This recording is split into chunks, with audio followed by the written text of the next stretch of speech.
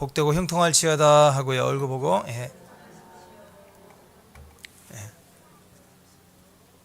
오늘은 시편 90편 시간의 지혜입니다. 일용아, 인생을 낭비하지 마라. 일용아, 말씀 잘 들으시기 바랍니다. 들으면 일용이 나와요. 일용이 찾았다. 자, 일용아, 인생을 낭비하지 마라.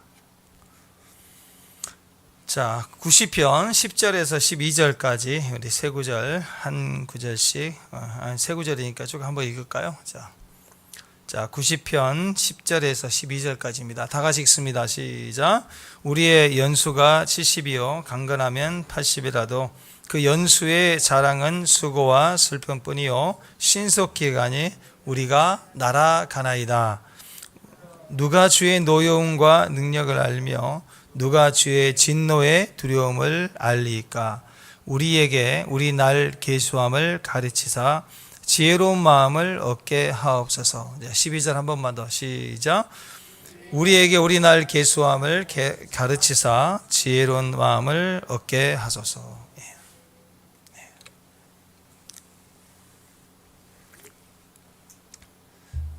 낙현 집사님 에어컨 소리 조금만 줄여주세요. 소리. 자, 인도.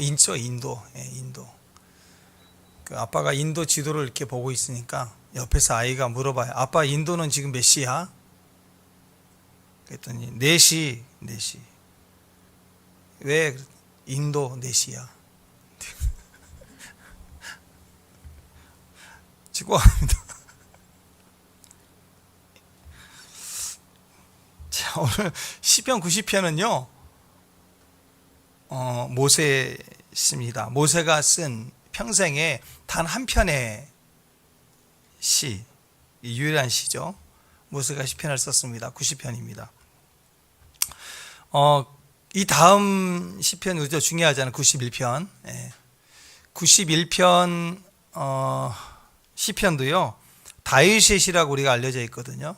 근데 이제 유대 전승에 의하면 다윗이 편찬한 모세의 시다 이렇게 나와 있어요. 그러니까 유대 전승이 그렇게 근거가 없는 건 아니거든요. 그래서 또 여러 가지 내용과 성품을 보면 시편 90편과 91편은 모세가 쓴 시다 이렇게 볼 수가 있습니다. 아마 시기적으로는 모세의 말년 광야 생활 마무리할 때인 아마도 120세 다 되어 죽기 직전에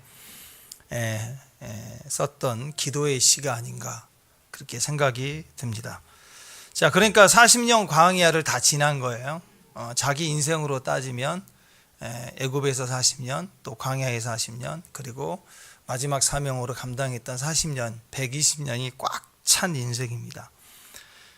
그리고 가나안을 바로 눈앞에 보는 그 상황에서 사건이 하나 있었죠. 여러분 잘 아시는 사건. 하나님이 너 못 들어간다 그랬죠. 그랬더니 멀리서 이제 느보산, 신명기 마지막 장인 34장에 보면 느보산에서 바라보기만 합니다. 아마 그때 나는 여기까지구나 하면서 마지막 자기 백성들에게 남긴 유언과 같은 그런 내용이 아닌가 싶습니다. 그래서 인생을 회고하고 인생이 무엇이 제일 중요한지, 그리고 앞으로 가나안 정복기에 들어가야 될 그 세대에게 가장 핵심이 무엇인지 아마 그게 이 시에 들어가 있지 않나 싶습니다. 원래 유언을 이렇게 막 산문으로 소설을 쓰면 잔소리잖아요. 그죠? 이렇게 뭔가 집약해서 단어 하나의 의미를 부여해서 시로 썼다. 그러면 몇 번이고 곱씹어봐도 거기는 깊이가 있다라는 거죠. 물론 성경은 모세가 쓰는 것 같지만 사실은 하나님께서 모세를 통해서 쓰신 거죠. 모세의 생애를 통해서 증명해 내신, 그리고 모세가 살아본 자기 인생에 경험했던 말씀을 인정한 내용을 쓴 것입니다. 그렇기 때문에 굉장히 중요한 의미가 있다고 생각합니다. 사람은 원래 좀 악한 사람도요 죽을 때가 되면 또 이렇게 악한 자도 미련한 자들도 다 이렇게 좀 지혜로워지죠. 왜냐하면 자기를 벗어나서 인생을 회복하고 또 중요한 게 무엇인지를 스스로 생각해 보기 때문입니다.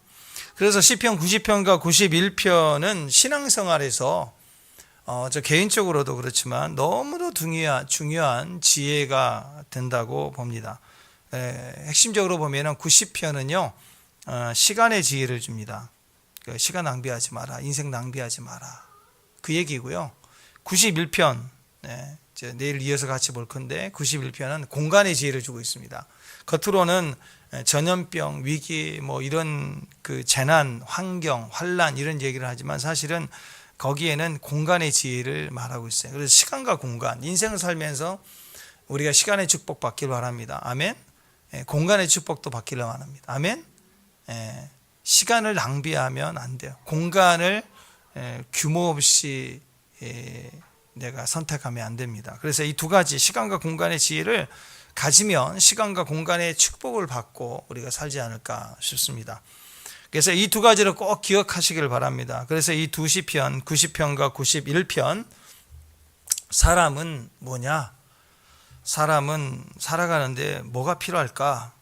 어떻게 살아가는 게 중요하냐? 시간의 축복, 공간의 축복, 이 두 가지를 모세가 자기 인생을 다 쏟아내면서 말해주는 엑기스 같은 지혜의 시라고 생각이 됩니다. 오늘 그것을 우리가 듣고 믿음으로 받기를 축복합니다. 인생을 살다 보면 이렇게 후회가 될 때가 있습니다. 내가 그때 그 사람 만나지 말았어야 하는데, 내가 그때 그 일을 시작하지 말았어야 하는데, 그때 내가 그 일을 좀 더 계속 했었으면, 이렇게 우리가 후회할 때가 있다라는 거죠. 그런데 인생은 가만히 보면 연습이 없죠. 불가능하기 때문에 그때는 그랬으면 또는 그렇게 하지 않았으면 좋겠다 이렇게 얘기하지만 막상 그 시간으로 되돌려 보내면 또 그렇게 선택하지 않고 지금 내가 바라는 대로 선택했다고 내 인생이 더 좋아졌을까? 그거는 확인할 수 없는 거예요. 그러니까 우리 인생은 연습이 없습니다. 인생은 잘 되든 잘못되었든 살아온 과거를 다 안고 하는 거예요. 그걸 고치고 수정할 수가 없다라는 거예요. 드라마는 찍다 보면 우리는 결과물을 보니까 멋지다 그렇지만 드라마를 찍다 보면 그냥 NG 하면 OK 사인 나올 때까지 다시 찍는 거죠. 근데 인생에는 그런 게 1도 없습니다. 누구도 봐주질 않아요. 시간은 그냥 흘러가 버리는 거예요. 또한 시간을 흘러가는 것이기 때문에 어떻게 보면 또 저축도 안 돼요. 그러니까 시간은 어떻게 해서든 써버리는 것이고 쓰게 돼 있죠. 잘 쓰든 못 쓰든 그냥 쓰는 거예요. 그리고 저축도 안 돼요. 그러니까 시간은 이렇게 흐름이기 때문에 우리가 어디다 좀 담아다가 좀 여유 있을 때는 담아다가 필요할 때는 24시간도 부족하다 싶을 때는 한 30시간 하루로 쓸 수도 있고 그래야 되는데 절대 그렇게 되지 않는다는 것입니다. 그래서 우리는 이 시간이라는 것을 참 어떻게 해보겠다고 막 이렇게 노력하고 애쓰고 그렇게 할 수가 없는 거죠. 그래서 지혜가 필요한 것입니다. 똑같이 주어지는 이 시간들 속에 우리는 어떻게 살아가야 되느냐. 오늘 모세는 그 지혜를 우리에게 주고 있어요. 자, 12절 다시 한번 볼까요? 12절 앞을 보고 있습니다. 시작. 우리에게 우리 날 계수함을 가르치자 지혜로운 마음을 얻게 하소서. 지혜로운 마음을 가지면 시간의 축복을 받게 된다는 것이죠. 근데 이 지혜로운 마음을 어떻게 얻을 수 있느냐? 이렇게 얘기합니다. 날 계수함을 가르치라는 거죠. 계산해 보라는 거죠. 인생의 시간을 한번 생각하지 말고 쓰지 말고 계산해 보라는 거죠. 자, 인생 초반부에는요, 속도가 중요합니다. 그래서 누구보다도 빨리 가려고 해요. 그리고 빨리 가는 사람을 인정해 줍니다. 능력자라고 얘기하죠. 근데 시간이 지나면서 보면은요, 인생 후반전이 될수록 속도가 아니라 방향이구나. 그걸 알아요. 방향이 잘못되면 빨리 가고 많이 얻었는데도 불행해요. 근데 방향이 맞으면 좀 늦는 것 같아도 또 여유가 있고 행복하더라는 거죠. 그래서 어렸을 때는 우리가 실수가 좀 귀엽기도 합니다. 젊으니까 야, 한 2번 실패, 10번도 괜찮아. 무얼 먹어도 뭐 불가능한 얘기입니다. 불가능한 얘기지만 막 젊었을 때는 철근도 씹어 먹었어. 그건 불가능하죠. 근데 젊을 때는 해보라 이거예요. 철근도 씹어 먹어라. 막 도전해 봐라. 뭐 그런 거 아니겠어요?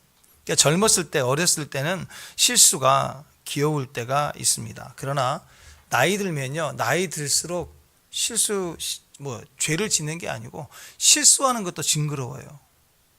그 한 번 실수가 위험해요. 수습이 안 된다고요. 젊었을 때는 말한 말이 막 죽이네 살리네 큰 소리 쳐도 좀 지나면 깨닫거든요. 수습이 돼요. 근데 나이 들고 어느 위치에 있는 사람이 그냥 뭐 중요한 말도 아닌 사석에서 한마디 한 거 가지고 막 전국이 뒤집어지고 난리가 날 수도 있는 거예요. 나이 들수록 여러분 위험합니다. 수습이 잘 안 됩니다. 그래서 여러분 깨달아야 돼요. 인생의 시간대가 유한하다, 영원하지 않다. 젊었을 때는 많지만 나이 들수록 불리합니다. 불리할수록 조심해야 돼요. 왜? 많이 오염되어 있기 때문에요. 우리는 지혜롭지 못하기 때문에. 또 시간이 부족하는 위치가 될수록 나이 들수록 실수하면 너무나도 그 수습이 크고 수습해야 될 일이 크고 고통이 크다는 것입니다. 오늘 말씀에 인생은 70이고 강건하면 80이라고 했으니까 우리 한 80으로 잡아봅시다. 그러니까 그 이상 90, 100 산다 그러면 그건 덤으로 주님이 주신 시간들이다 이렇게 생각하고 80이라고 생각하면 자기 나이 계산하면 얼마 남았어요? 마이너스.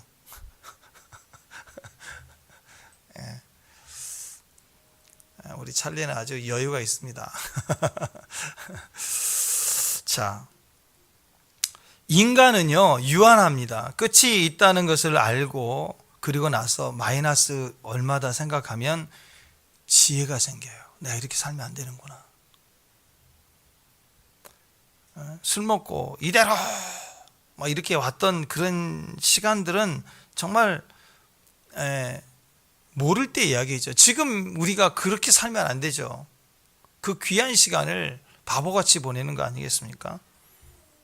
모래시계처럼 이렇게 뒤집어 놓고 생각해 봐야 돼요. 밥 먹는 것도 우리가 밥을 먹고 사는 것도 먹고 사는 것인데요. 무한하다고 생각하면 무한하다 생각한다. 모래시계처럼 뒤집어 놓고 생각한다. 먹고 살려고 밥 먹는 거죠. 그게 아니라 사실은 이제 죽으려고 먹고 있는 거예요. 먹을수록 죽어가니까. 이런 생각이 여러분 안에 좀 충격적으로 들어와야 돼요. 먹을수록 사는 것 같지만 사실은 먹을수록 죽어가고 있는 거예요. 시간이 좀 다가오고 있거든요. 그러니까 밥을 먹을수록 생각해야 돼요. 어떻게 죽을 것인가. 이걸 피할 길이 없어요.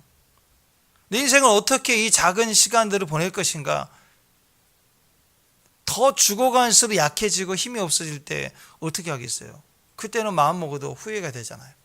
그래서 우리에게 날 계수를 하면 지혜가 생긴다라는 거죠. 인생이 유한하다는 것을 깨달은 사람일수록 그래서 겸손해지고 자기 인생에 진지해지기 시작합니다. 그래서 인생을 길이라고 생각하면 안 돼 이제.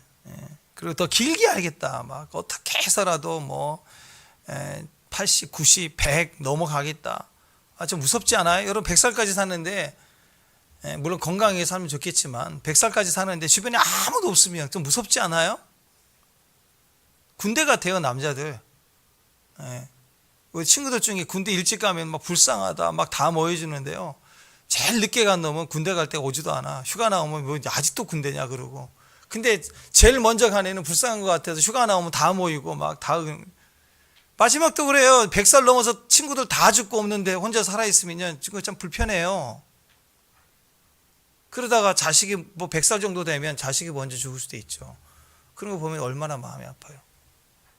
외롭고 또 치아가 건강해서 철근도 씹어 먹을 건강함이 있다 그러면 모르겠지만 대부분 그렇지가 않죠. 그러면 많이 외롭고 힘들고 어려울 때 그 자체가 사실 우리에게 행복이 아닐 수도 있다라는 것입니다. 그래서 인생을 길이로 늘릴 생각하지 말고요. 인생을 밀도 있게 살려고 해야 됩니다. 인간은 유한한 존재입니다. 언제든 죽을 수도 있고요. 그래서 오늘 하루 영성이라고 오늘 죽어도 감사할 만큼 후회 없이 살아야 돼요. 흥청망청 살 게 아니라 질적으로 쓰면서 최선을 다해서 하루하루를 내가 애기스 있게 보내기 시작해야 된다는 거죠. 예수님은 33살을 33년을 사셨지만 모든 것을 다 이루셨습니다. 십자가에서 내가 다 이루었다 하셨어요. 과연 그렇게 얘기할 수 있는 분이 누구나 있을까요? 없지요. 그래서 우리는 그런 기준을 가지고 살아야 됩니다. 다 이루었다는 못해도 최선을 다했구나. 그 자기 자신을 하루하루 이렇게 칭찬해 줄 수 있어야 돼. 난 이룬 게 없네. 어느 순간 제가 그런 생각을 해봤어요. 나는 뭘 이루었지? 없는 거예요. 아무것도 없는 거예요. 맨날 우리 성도들 보면 미안하기만 하고. 뭐 기도밖에 없는 거야, 해줄 게. 어떤 목사들은 교회가 크고 힘이 있어서 그냥 이것 좀 해줘요. 그러면 확 가지고 와가지고 우리 힘들고 어려운 기업하신 분들 확 지원도 해주고 한다는데 나는 뭐 그런 것도 없고 뭐 인맥도 없고 아무것도 이룬 게 없는 거예요. 근데 그게 나예요. 그게 나. 이룰 수 없는 거. 이룬 게 없구나. 죽을 때도 이룬 게 없구나. 그게 축복이라는 거예요. 축복. 왜? 우리는 최선을 다하면 되는 거니까. 최선을 다하는 게 축복인 거예요. 뭔가 내 전부를 쏟아내고 이런 것 없어도 누가 인정해주지 않아도 그걸 막 감사하고 최선을 다하는. 우리 예은이가 가끔씩 아빠는 하루 종일 책만 보고 그 책 쓰면 되겠다. 엄청 책을 많이 쓰겠다. 이게 그 뭐해요 그거. 쓰면 뭐해. 그냥 최선을 다해서 말씀 보는 거예요. 더 묵상하는 거예요. 더 찬양하는 거예요. 실적으로 행복하면 되는 거 아니에요. 우리가 한 시즌을 계획할 때도요. 막 무한대 같이 막 이렇게 막 세우는 거 그건 바보죠. 그게 되나요? 그렇게 길이로 가는 게 아니고 질적으로 가야 돼요. 질적으로. 현재를 중심으로 가장 가까이 있는 일들부터 밀도를 높이면서 살아가야 돼. 가장 가까운 친구 관계부터 가족 관계부터 미루지 말고 멀리 있는 거, 먼 훗날에 있을 뭐 위대하고 대단한 거 말고 그게 우리의 목표가 아닙니다. 나중에 기도할 것 그런 게 아니라 당장 기도할 것. 그래서 당장 기도하는 거 그게 축복이죠. 내후년쯤 좀 풀리면요. 목사님 좀 풀리면 그때 선교할게요. 그때 헌신할게요. 못 가요. 내후년이 계속 그 후년이고 그 후년이고 끝까지 갑니다. 내후년이라고 얘기하지만 솔직히 내후년에 살아있을지 어떻게 알아요? 풀렸을지 안 풀릴지 더 좋아질지 안 좋아질지 그건 내 생각이죠. 긍정의 힘 같죠. 근데 잘못하면 긍정의 힘이요. 이빨은 좋은 소리이지 아무것도 안 되는 소리예요. 나중에 내가 뭐 해줄게. 그러지 마세요. 그냥 오늘 밥 사주면 돼. 나중에 큰 거 해주겠다 그러지 마. 오늘 밥 하나 사주면 되는 거예요. 그게 우리의 모습이라는 거예요. 왜? 인생은 유한하니까 끝이 있다라는 거예요. 길지 않다라는 거예요.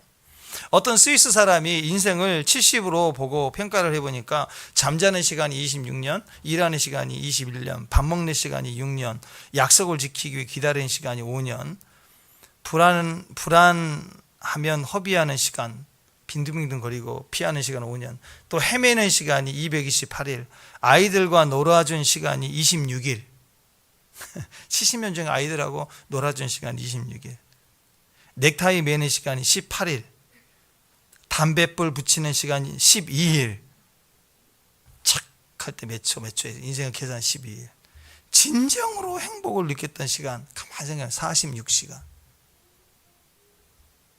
인생 별거 아니에요. 46시간이라니까요. 여자분들 이 화장하는 시간, 남자들보다 미장원 가는 시간, 이건 더 집어넣어야 되겠죠. 가기 전에 생각하는 시간, 가서 기다리는 시간, 또 미장원 여자들 머리 하신 분들은 되게 또 오래 기다려야 돼요. 뭐 예약 받아도 기다려야 돼요. 하고 나서 집에 와서 또 자꾸 또 확인해 보는 시간, 뭐 다시 가야 됐다고 생각하는 시간, 또 친구 전화해서 또 그 얘기를 또 아침부터 있는 얘기를 또 하는 시간, 그 밑자국만 하나만 놓고 보더라도 시간이 너무 많이 뺏기는 거죠.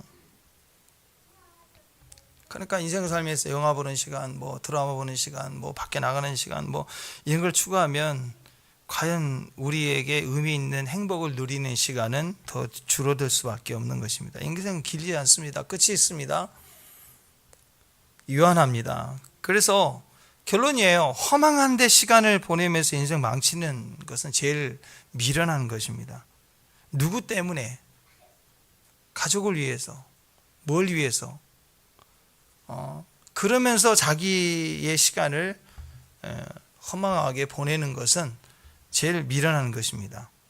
어떤 동영상 모음을 보니까 스마트폰 길 가면서 보다가 막 난간이 떨어지고 뭐 위험하더라고요. 뭐 자빠지고 구덩이에 빠지고 공사 중 거기에 괜히 들어가서 엎어져 있고 막 스마트폰을 보고 가는 거예요. 그 웃자고 찍은 건데 심각하더라고요. 뭐가 진리인지를 모르는 거예요. 지옥 가고 있는 인생호인지도 모르고 그냥 그 안에서 놀다가 어느 순간 보니까 불속이에요. 지옥인 거. 인생은 가만히 있으면 지옥이라고 그랬죠. 그래서 오늘 시편 90편에서 인생을 낭비하지 않기 위한 시간의 지혜, 오늘 여러 가지가 있지만 딱 두 가지만 여러분에게 소개를 합니다. 이 두 가지만 꼭 기억하세요. 이 두 가지. 축복합니다. 첫 번째는요, 일용할 양식을 구하는 거예요. 인생을 낭비하지 않는 지혜가 어디가 있을까? 시간의 지혜를 생각할 때 이 두 가지를 너무너무 중요한 건데요. 첫 번째가 일용할 양식을 구하라. 1절부터 12절까지 내용이 뭐냐면 우리는 이 세상을 낭비하며 살아가는 이유가 뭐냐면 죄 짓다가 회개하다가 그러다가 세월을 다 보낸다는 거예요. 죄를 지으면 죄에 대해서 어떤 수렁에 빠지잖아요. 죄를 지으면 마음이 눌리고 뭔가 이렇게 자꾸 이렇게 반복되면 중독이 된다고요. 그러면 또 회개하게 되고, 그러면 또 회개하지 않으면 또 그만큼은 또 심판이 있을 거고, 이게 악순환을 계속, 죄의 악순환을 인생을 계속 하다가 보니까 인생이 다 날아가 버리더라 이거예요. 그러니까 하나님의 말씀을 듣고 브레이크를 딱 걸어야죠. 계속 뺑뺑 돌고 있을 때는 브레이크를 탁 걸어서 스탑을 시켜야 되겠죠. 하나님의 말씀을 들을 때 중지가 되는 거예요. 그렇지 않으면 스스로 해보겠다고 이 실수 문제, 죄 문제 해결해 보겠다고 난리를 칠수록 가속도만 붙어요. 해결이 절대 안 되는 거예요. 그래서 산상수훈에 보면은 우리 인생을 낭비하는 게 세 가지가 나와 있는데요. 그 마태복음 6장에 보면은 염려하면서 하는데 사람들은 막 염려한대. 너무너무 많은 걸 염려하면서 시간 보낸대. 염려하면 그거 우리에게 유익이 되는 게 하나도 없어요. 염려하는 순간 시간이 막 흘러가는 거예요. 낭비되는 거예요. 이것도 저것도 못하고. 또 재물을 두고 이 땅에서 썩어질 재물에 대한 그 마음의 욕심이 커지면서 이리 뛰고 저리 뛰고 예배 제끼고 그러면서 살다가 인생이 낭비되더라. 또 우리 7장에 보면 또 비판하는 게 나와요. 남을 비판하는 거에 대한 얘기 나와요. 자, 이런 것들이죠. 선악과의 판단을 자기 혼자서 다 해야 되고 염려하고 재물에 마음이 묶여 있고 그러면서 인생이 너무너무 많이 낭비가 되더라. 이렇게 얘기를 합니다.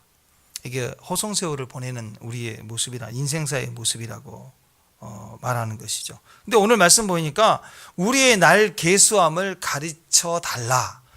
날 계수함을 가르쳐 달라 얘기합니다.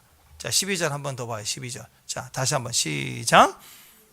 우리에게 우리 날 계수함을 가르치사 지혜로운 마음을. 이 말씀 자세히 보면은요, 날 계수함을 이렇게 나와 있죠. Our days. 우리의 날이에요, 날. week 아닙니다. 주 아니에요. 또 month도 아니에요. 또 years도 아니에요. 우리의 연수. 내가 몇 살 더 남았지. 연도 아니에요. 그냥 뭐 올해 뭐 1년 이렇게 하고 내년에 뭐 이렇게 하지 뭐 이런 생각하지 말라는 거예요. 일주일도 아니에요. 이번 주만 이렇게 하고 다음 주부터는 뭐 이렇게 하지. 그렇게도 하지 말래요. 그건 지혜가 아니래요. 지혜는요, 날 계수함이래요. 하루하루 그 날짜를 계산하며 오늘 충성하는 모습이, 그게 지혜로운 모습이래요. 시간의 축복을 받는 자의 모습이라는 거예요. 그래서 예수님께서 주기도문의 여러 가지 기도의 내용들을 우리에게 가르쳐 주었지만, 거기에 가장 핵심이 뭐냐면 일용할 양식을 주옵시고 그랬어요. 일용할 양식을 달라는 기도는 엄청난 기도입니다. 오늘 이 지혜를 받기를 바랍니다. 아멘. 일용할 하루하루의 양식, 그날 하루의 양식을 구하라는 거예요. 우리가 매일매일 먹을 수 있는, 하나님 오늘 양식 내게 주옵소서. 근데 우리는 어때요? 일용할 양식 안 구하죠. 혹시 오늘 또 하루 잘 먹게 해주세요. 모르겠어요. 옛날 전쟁 시대에 너무 배고플 때는 몇 끼씩 굶고 그럴 때는 오늘 하루 양식 먹게 해주세요. 아마 그런 기도가 나올까요? 그 케냐 아이들 동영상 중에 아이들이 너무 먹을 게 없고 부모가 죽었어요. 한 10살, 11살 되는 남자아이가 구덩이 속에서 개미들 가운데 큰 개미 있거든요. 큰 개미들을 잡는 거예요. 왜? 그랬더니 우리 먹을 게 없어서 며칠 어제도 굶어서 동생 먹이겠대. 동생 먹이려고 큰 개미를 이렇게 잡더라고요. 그걸 가서 끓여서 주려고. 그러니까 아마 그런 상황이라면 우리는 하루하루 양식에 대해서 구하는 마음이 있지 않을까요? 그죠? 근데 대부분 요즘에는 일용할 양식은 안 구합니다. 최소한 우리는 주용할 양식을 구해요. 이번 주, 일주일 먹을 것, 또는 월용할 양식, 한 달 거 그냥 팍 달라. 더 나아가 사실 뭐 다들 이런 마음 아니죠. 뭐 한 달 거 갖고 양차나요 우리는? 그죠? 1년 동안 구할 거, 연용할 양식. 1년 거. 욕심 더 큰 사람은요 그렇게 생각 안 해요. 대박의 꿈. 대박 꿈이 뭐예요? 평생 먹을 거. 로또 같은 거 한 방에 확 그냥 이렇게 하는 거. 하나님 앞에 매일매일 먹을 거 달라고 하는 거, 그게 굉장히 싱싱한 신앙입니다. 지금 현재를 살아있는 사람의 모습이에요. 현재 하나님을 향한 마음이 있고, 현재 자기 자신을 알고, 시간의 소중함을 알기 때문에 현재 시간에 집중하는 거. 세계적으로 유명한 대기업의 CEO들의 특징입니다. 연계획, 그건 안 한대요. 그것은 뭐 기업적으로 기업 계획을 하지만 그분들의 최고의 집중은 현재 내 앞에 있는 사람을 집중한대. 그래서 그 사람을 얻는다는 거. 이게 30년, 40년 되면 어마어마한 사람들을, 인맥을 얻어내는 거죠. 현재 그 앞에 있는 그 사람만 집중하는 거예요. 현재 내가 오늘 하루라는 시간을 최선을 다할 수 있을 만큼 집중할 때, 그게 축복이라는 거죠. 주용할 양식, 월용할 양식, 연용할 양식, 아니면 평생 먹고 남을 대박 양식, 그것은요 우리에게 망상을 줘요. 욕심을 줘요. 경쟁하게 만들어요. 그런데 제일 싱싱한 것은 매일매일 일용할 양식을 구하는 것입니다. 왜냐하면 그 일용할 양식에 주님과 동행하는 것이 있으면 그 일용할 양식이 뭐 평생 대박 양식보다 훨씬 더 큰 일을 해내요. 그리고 평생 얻어질 그 양식은 아직 우리에게 느낌이 없어요. 그러다가 내일 죽는 거예요, 우리는. 근데 일용할 양식은 오늘 내가 느낄 수 있는 거고, 오늘 내가 영향을 받을 수 있는 거고, 오늘 내가 주님과 행복을 누릴 수 있는 현재의 축복인 거예요.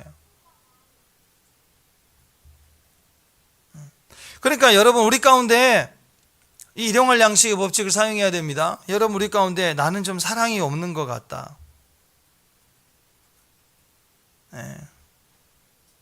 나는 사랑이 좀 없는 것 같아. 나는 사랑은 없고 소원만 있는 것 같아. 소원아? 나는 소원만 있는 거야. 나는 왜 이렇게 사랑이 없지? 왜 아빠는 나를 사랑이라고 이러면 안 주저고 난 사랑이 없지? 나는 이렇게 소원만 있냐? 나는 이렇게 사랑이 없을까? 나는 그래서 저 사람은 도저히 사랑이 안 간다. 그런 사람 있죠? 저 사람은 도저히 사랑이 안 간다. 그럴 때 우리에게 필요한 것은 일용할 사랑을 달라고 구하는 거예요. 일용할. 원자폭탄 같은 손영원 목사님 원자폭탄 같은 사랑을 내게 달라는, 그러지 말고 그건 미래적인 거. 그냥 오늘 내가 느껴지는 그 부족함 가운데 오늘 하루, 주님 내가 저 사람은 도저히 용납이 안 돼요. 내일 일은 내일 일이고요. 오늘 직장 출근해서 혹시 그 사람과 같이 보내야 될 그 하루를 견딜 수 있는 일용할 사랑을 달라고 기도하는 거. 그게 성도의 기도라는 거예요. 그게 세월을 아끼는 지혜로움이라는 거예요. 근데 그냥 원자폭탄 같은 주님의 그 사랑, 그거 잘 안 돼요. 해봤지만. 그 70번씩 7번 도전해 오는데 어떻게 그거 감당해요? 한두 번은 용서하고 갔는데 더 심하게. 그게 되나요, 그게? 그 시간 낭비하는 거예요. 거기 묶여가지고 모든 감정, 생각, 그냥 내가 해온 계산, 이걸 치워 마라 하면서 거기에 묶여갖고 아무것도 못해. 그 사람에게 묶여갖고. 하나님의 지혜는요, 일용할 양식입니다. 일용할 사랑을 구하라는 거예요. 평생 사랑, 영원 사랑, 주영할 사랑, 월용할 사랑, 그런 거 말고요. 그걸 구하기는 우리가 너무 어려워요. 일용할 사랑입니다. 그래서 하나님 앞에 이렇게 기도하는 거예요. 하나님, 오늘만 사랑할 수 있게 해주세요. 그건 할 수 있잖아요. 그죠? 네. 또 예배 때마다 이렇게 하나님의 사랑을 너무 많이 입은 사람이 있습니다. 예배 때마다 늘 졸아요. 그래서 잠을 자시는 분. 시편 127편에 나오죠. 하나님, 주는 사랑하는 자에게 잠을 주시는다. 주님 나를 너무 사랑하는 것 같아. 예배 때마다 졸아. 그래서 목사님이 예배 중에 존다고 뭐라고 하진 않지만 너무 자유해. 너무 자유하고 나 자유 없고 너 자유 없고 다 자유 없고. 근데 어느 날 내 마음에 압박이 오는 거예요. 너무 창피한 거예요. 너무 창피한 것 같고 뭔가 좀 이건 아닌 것 같고 막 그런 마음이 들 때 그때 이렇게 기도하는 거예요. 일용할 깨어남. 하나님, 오늘만 예배 때 깨어 있게 해주세요. 그거 기도할 수 있잖아, 그죠? 그냥 옆에서 그냥 이 사탄아 잠자기란 귀신이나 그러지 말고 스스로 생각할 때 그 분량이 안 되는 그걸 오늘 하루 예배, 오늘은 깨어있게 해주세요. 이렇게 기도할 수 있죠. 그게 지혜라는 거예요. 시간의 지혜. 모세가 우리에게 그걸 교훈하고 있습니다. 다들 휴가 가거나 휴양에 갔다 올 때 좋지만 또는 피곤할 때가 있습니다. 지난주에 우리가 평창에 갔잖아요. 갔다 왔을 때 그날 저녁까지 제가 또 갔다 온 이후에 저도 이래저래 좀 일을 이렇게 좀 돕다 보니까 그날 리듬이 좀 깨었는지 몸이 막 이렇게 힘들더라고요. 그래서 수요일 날 새벽 예배 마치고 몸이 막 처지는 거예요. 막 너무 처져서 제가 그렇게 기도했어요. 하나님, 오늘 일할 수 있는 힘을 주세요. 오늘 또 모임이 몇 가지 있는데 하나님, 피곤하지 않게 일을 잘 할 수 있는 체력을 달라고. 그리고 났더니 진짜 비타민 먹은 것처럼 좀 힘이 생기더라고요. 그래서 그냥 겨우 그 일을 버티고 마치고 와가지고 그냥 잤어요. 잤는데 기도하지 않아도 자고 났더니 그 다음날은 또 이렇게 또 감당이 되고. 근데 그 순간 그날 몹시 피곤할 때가 있어요. 힘들 때. 그때 오후의 시간, 저녁 시간 보낼 때 어떻게 해야 되는가? 감당할 수 있게 해주세요. 일용할 깨어남, 일용할 양식, 그거 달라고 얘기하는. 그러니까 굉장한 체력이 아닙니다. 오늘 감당할 수 있는 힘, 그것을 매일매일 그 순간 그때 기도하면서 가는 것, 그게 지혜라는 거예요. 그래서 여러분들 오늘의 힘, 오늘의 체력, 오늘의 사랑, 오늘의 깨어남, 물론 하나님이 대박 주셔가지고 그냥 빚도 한 번에 착 해주시고 그럴 수도 있겠지만 갚아야 될 일, 또 감당해야 될 책임들 많고 힘든 일 많을지라도 그냥 가는 거예요. 어떻게? 그날 필요한 거 구하고 할 수 있는 선에서 해보는 거예요. 내일 일은 걱정하지 말고 오늘 할 수 있는 만큼 해보며 가는 거예요. 그 감당해 가면서. 근데 가다 보면요, 산더미처럼 쌓여져 있는 거 계산해 보면 한꺼번에 하려니까 답이 안 나오는데 하루하루 기도하면서 오늘 이것까지 해결해야 됩니다 하고 부딪혀 가다 보면 가지더라 이거예요. 가지더라. 하나님이 도와주시니까. 여러분, 최근 우리나라 사람들 이렇게 늙어서 죽을 때 암으로 죽는 분들이 상당히 많아지고 있습니다. 주변에 그래서 암 환자 한 명은 꼭 있다라고 말할 만큼 암 환자가 우리 주변에 많이 증가하고 있다고 볼 수 있죠. 재작년도 통계예요. 그러니까 올해 작년 통계는 조금 더 훨씬 더 많겠죠. 한국인 3명 중 1명은 죽기 전에 암을 경험한다. 이런저런 모양으로 암의 체험이 있다라는 거죠. 환경이 그만큼 안 좋다, 뭐 그런 말이기도 하는데요. 근데 사실 생각해 보면 그래서 그런 게 아니고 인간이 너무 오래 살아서 암에 걸린대요. 그러니까 요즘 그 사자도 일찍 막 죽고 밀림에서 먹고 죽고 굶어 죽고 막 그러잖아요, 사자. 근데 동물원에 있는 사자들도요, 오래 먹여주고 사니까 사자들도 암에 걸려요, 많이. 그래서 인간이 개인적으로 사회의 수명 이상을 살면요, 이런 작은 세포들이 막 생기고 그런 거예요. 옛날 조선시대 거의 대부분 비명행사 있죠. 맨날 전쟁 나고 기근 나고 막 전염병 돌고. 그래서 대부분 오래 못 살아요. 왕도 그래서 50 못 넘은 왕이 되게 많아요. 그러니까 일찍 다 이렇게 죽으니까 그 암에 걸릴 시간이 없는 거예요. 일찍 다 죽는 거예요, 그렇게. 요즘에 너무 오래 살다 보니까 3분의 1이 암을 이렇게 경험한다, 뭐 그런 얘기가 나옵니다. 근데 이 암의 세포의 특성을 보면요, 진짜 이 마귀하고 너무너무 비슷해요. 마귀하고. 암이 원래 뭐예요? 암이 외부에서 들어온 게 아니고 원래 이 뇌세포잖아요. 뇌세포인데 정상세포가 이렇게 때가 되면 살다가 죽어요. 정상세포는 빨리 살다가 지가 이렇게 퇴화되면서 죽어야 돼. 그래 몸에 때로 이렇게 나오잖아요. 밀려 나오면 새로운 싱싱한 세포가 그 안에 생기면서 빨리 죽어야 건강한 피부를 갖는 거예요. 근데 암세포는 안 죽어요. 이상하게 안 죽어요. 오래 살아요. 그러니까 막 무한 증식을 해요. 지네끼리 버티자 해서.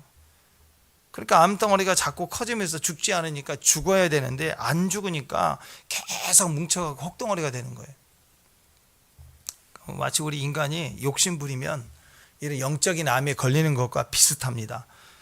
근데 뭐 우리 그리스도인의 신앙관이잖아요. 나는 죽고 예수가 산다. 뭐 그 상황에서 막 죽는 거예요. 막 죽는다. 욕심이 죽는다. 자아가 죽는다. 그러면 그게 그 기질이 암을 이기는 방향으로 이렇게 가는 것입니다. 나는 죽고 예수로 산다. 이 방향은요, 자아가 무한 증식하는 것을 막아버리는 거예요. 근데 찔러서 나를 찔러? 욱 하고 올라오고 욱 하고 올라오고, 그것은 방향이 다른 방향이에요. 욕심이 생기는 거예요. 자아가 강해지는 거죠. 그러면 암덩어리처럼 그 사람의 생각이 또 강하게 그게 응집돼 가지고 다 주변을 괴롭히고 본인도 괴롭고 막 이런 일들이 계속 일어나는 거예요. 그래서 이 암 치료하는 약들을 주로 보면은요, 이렇게 증식되는 거예요. 어떤 세포들보다 빨리 증식되는 것들을 잡아 죽이는 약이 암 치료에 쓰는 약들입니다. 그러다 보니까 우리 몸의 정상 세포들 중에서도 이렇게 빠르게 성장하는 세포들이 있거든요. 하나님이 질서 안에서 우리를 그렇게 해 주셨어요. 뭐 예를 들어서 모낭, 머리카락, 다른 세포들보다 빨리 분열하고 빨리 성장합니다. 또 이 입안에 헐 때, 여러분 뜨거운 찌개 먹고 이렇게 될 때 이게 이게 살 찌어지면 오래 가잖아요. 뭐 일주일 이상. 고름도 나올 수도 있고. 근데 입안은 그렇잖아요. 빨리 보통 고름 나지 않고 해결됩니다. 또 위 소화되는 거, 그 다음에 우리 장, 그 다음에 항문, 치질, 금방 수술 끝나면 금방 이게 아물어져요. 그러니까 이런 세포들은 하나님이 질서 안에서 우리를 빨리 회복하도록, 빨리 분열하도록 만들어진 정상세포예요. 그런데 암의 세포를 공격하기 위해서 만든 약들이 정상세포보다 빨리 성장하는 것들을 공격하다 보니까 우리가 항암 치료하면요, 머리를 공격해요, 머리세포. 그래서 항암 치료한 부작용이 머리가 막 빠지고, 그 다음에 막 토하고, 왜? 위에 이런 식도에 이런 세포들을, 빨리 자라는 세포들을 공격하니까 헛구역질하고, 그리고 위전맥을 공격하니까 구토가 일어나고 그런 거예요. 근데 최근에 이제 더 연구가 돼서 암세포를 암세포만 추격해가지고 죽이는 뭐 글리백 같은 그런 약들이 지금 나왔잖아요. 그래도 이전보다 정상세포들을 훨씬 적게 손상시킨다고 하지만 여전히 구토, 설사, 뭐 피부 반응 그런 게 있습니다. 근데 이 암은요, 그렇게 해도 진짜 귀신같이 안 죽어요. 징그럽게 안 죽어요. 심지어는 위장을 해요. 위장. 그래서 약을 어제 찾아보니까 뭐 키투르타 뭐 이런 약들도 보니까 면역 항암제인데, 이것은 암이 자꾸 자기를 죽이니까 암이요, 정상 세포처럼 약간 템포를 뒤치면서 변형을 한대요. 또 이런 세포들까지 찾아내서 죽이는 약이 나왔어요. 그러니까 이걸 보면서 제가 느끼는 게, 이 신약이 계속 개발되어서 나와도 암은 계속 변형해 가면서 숨고 살아나고 증식하고 아주 징글징글해요. 꼭 귀신 같아요. 근데 이제 이 성경의 이 개념으로 볼 때, 이 암이라고 하는 그 성향들을 생각해 볼 때, 우리 영혼의 암, 생각의 암이라고 하면 생각해 봅시다. 그 기준이 우리 안에서 무한하게 증식되고 빨리 증식되는, 그리고 뭉쳐지는 자아와 연결되어 있잖아요. 그러다 보니까 우리 안에서부터 무한 증식하려는 욕심,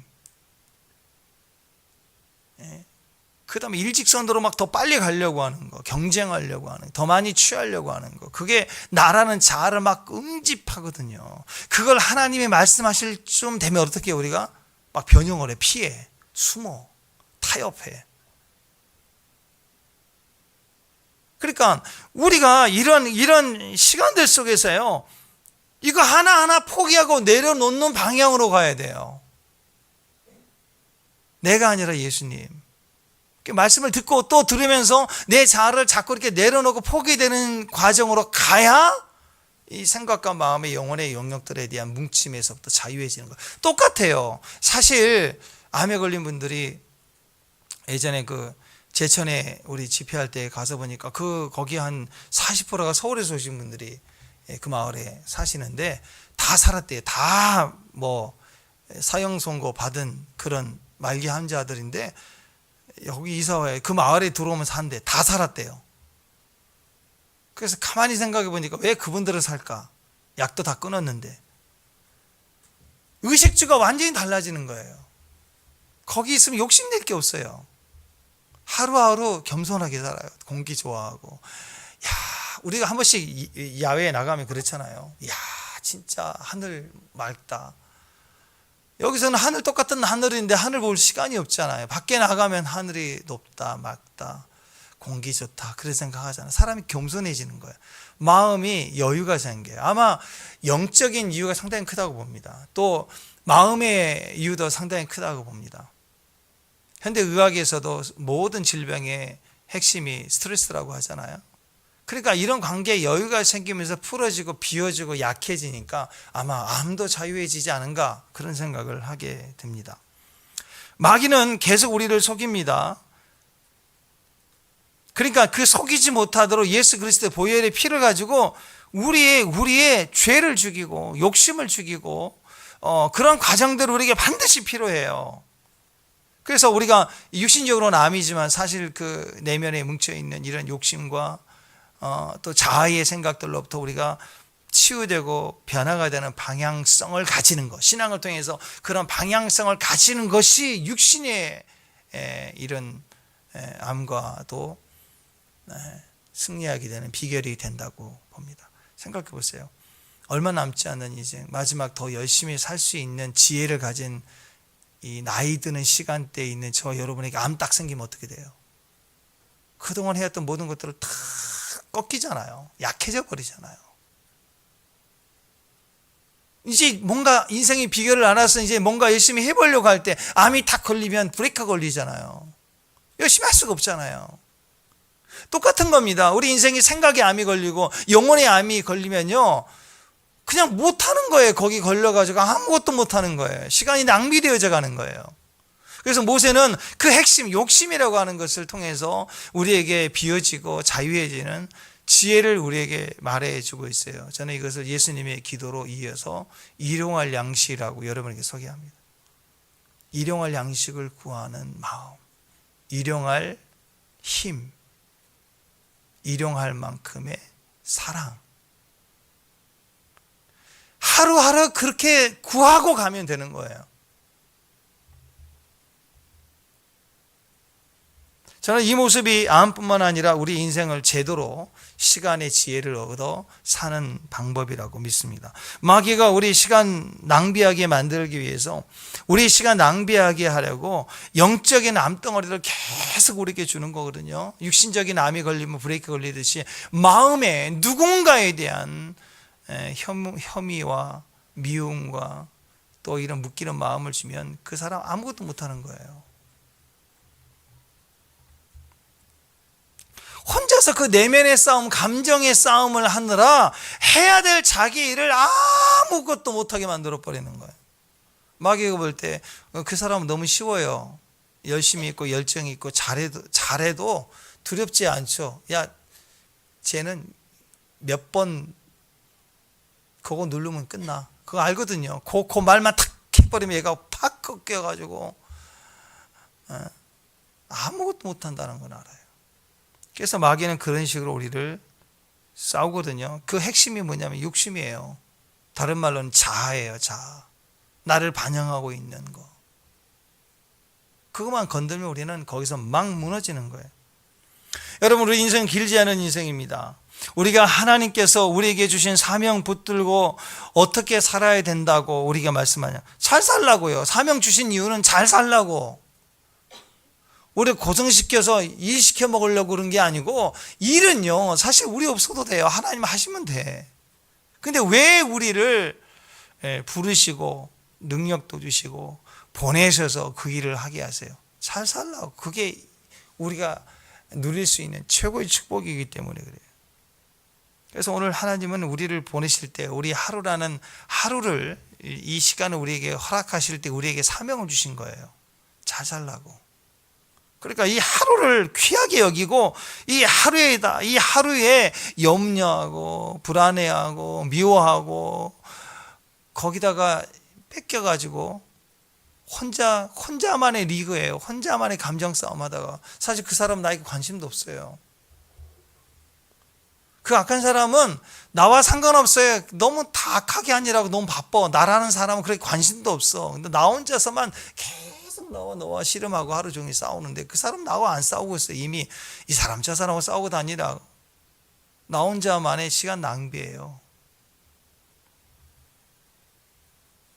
오늘 우리가 그 싸움에서 자유하기를 원합니다. 전 최고의 방법이라고 생각합니다. 일용할 사랑을 달라. 일용할 물질을 달라. 여러분, 재산은요 이렇게 사람들 축적해 놓잖아요. 이렇게 재산이 있어서 쌓아 놓잖아요. 그것은 우리에게 아무런 효과가 없어요. 쌓아둔 것은 아무런 효과가 없어요.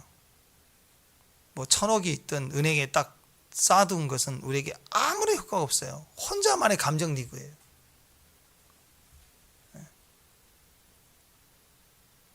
하나님께서 우리에게 모든 기회를 다 주셨어도 그거 가지고만 있으면 아무것도 못 쓰는 거예요.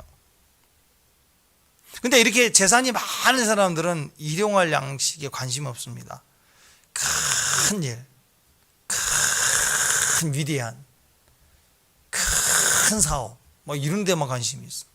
그리고 그런 사람들은 주로 그냥 쓰는 게 아니죠. 계획과 또 이런 조사와 연구와 그 사업이 진행되려면 굉장히 시간이 많이 걸리고 많은 사람들이 동원이 됩니다. 그래서 그 사업이 이루어지고 어떤 열매가 있기까지는, 그래서 그 열매를 통해 내가 유익을 얻기까지는 내가 생각했던 그 많은 것을 투자해서 그만큼의 유익을 얻기까지는 시간이 너무 오래 걸린다는 거예요. 근데 그 순간에 내일 우리가 죽을 수도 있어요.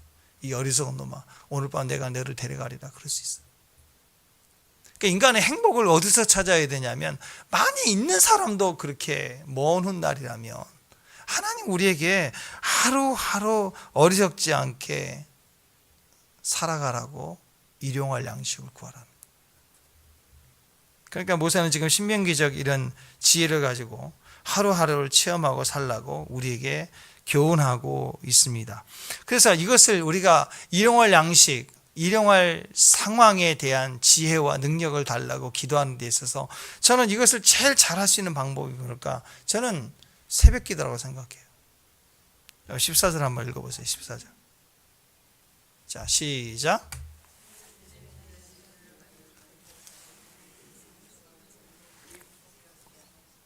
네. 하나님은 주용할 양식이 아니고 월용할 양식이 아니죠. 연용할 양식도 아닙니다. 하루에 충만히 계시는 그분이라면, 그리고 천지를 창조하실 때도 하루하루를 일용할 양식처럼 하루하루를 창조해 나가셨어요. 기쁨으로. 그러니까 하나님이 우리에게 일용할 양식의 기적을 주신다면 아침에 그 첫 시간이 우리에게 얼마나 중요하겠어요.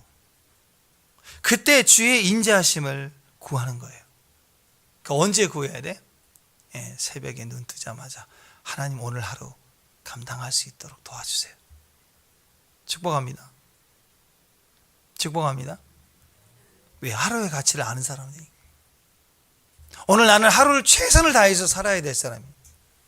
오늘 하루 가운데 하나님은 적어도 오늘 하루의 일들을 나를 통해서 감당케 하시는 일들을 충분히 우리에게 이기게 하시고 그걸 통해서 축복을 주신 분이신 것을 믿기 때문에 그 믿는 사람 오늘 하루의 첫 시간을 하나님이 기대하는 마음으로 구하게 되는 거죠. 하루를 제대로 살기 위해서는 아침 첫 시간, 새벽 시간에 하나님 만나는 시간이 있어야 됩니다. 오늘 잘 살아야 한다. 그 말은 오늘 하루의 축복이 내게 충만케 되기를 원하시는 주의 마음이에요. 그걸 믿는 종들은 새벽을 깨워야 돼요. 새벽을 깨워야 돼요. 나의 새벽아, 새벽아 맨날 잠만 자지 말고 새벽아 일어나. 내가 나의 새벽을 깨어나라 하고 깨워야 돼요. 내 새벽을 깨워라는 거예요. 그리고 그 새벽이가 일용할 양식을 구하도록 하나님 도와주실 거라고. 새벽에 구할 때 도와주신다 하나님이. 그걸 나의 새벽입니다. 매일 얘기할 때 우리 어머니가 또 우리 할머니가 새벽 기도하시면 나를 위해서 기도하셨다. 이게 언제까지 써먹겠어요? 이젠 내가 해야죠. 내 새벽을 왜 남이 나를 깨워줘요. 내가 내 새벽이를 깨워야지. 그리고 내 새벽으로 하여금 하나님의 지혜와 능력으로 가득 채워지도록 나의 새벽을 깨워야 되는 거예요. 새벽을 깨우는 종들 되시길 바랍니다. 축복합니다. 인생을 낭비하지 않는 시간의 지혜의 두 번째, 이거 너무 중요합니다. 방금 얘기를 했지만 내 시간을 정지하고 내 시간을 막 갈기 씹어 먹는 이 악한 이 기질이 있어요. 그게 바로 용서하지 않는 마음이에요. 거기 걸려버리면 거기에서 영적인 암이 걸려갖고요. 어떤 사람이 암 말기야. 영적인 암의 말기야. 아무것도 못해요.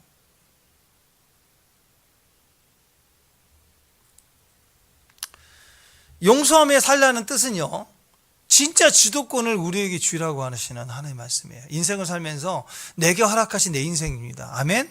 그래서 환경이 나를 지지에 끌고 다니는데 끌려가지 말라는 거예요. 여러분, 자꾸 환경이 끌려가는 삶을 살아온 사람들의 특징은요, 그 안에 내면에 미운 사람이 너무 많은 거예요. 내가 내 인생을 주도적으로 내가 주권을 가지고 살지 못하고 내가 결정하지 못하고 이 사람이 하게 하고 저 상황이 하게 하고 끌려가는 사람을 계속해 그 상황에 대한 상처가 너무 많은 거예요. 그래서 용서하라는 뜻은요, 비록 요셉이 노예로 팔려가는 그 환경 속에서도 그가 자유할 수 있었어요. 왜? 하나님이 내게 주신 주도권이잖아요. 그 주도권을 가지니까 자유했어요. 그 비결은 용서하는 거예요. 그리고 용서하면 하나님이 내게 주시는 그 능력을 내 삶에 풀어갈 수 있는 거예요. 용서는 은혜와 연결되어 있기 때문에 그래요. 자, 생각해 보세요. 은혜는 근거가 없는데 선물처럼요.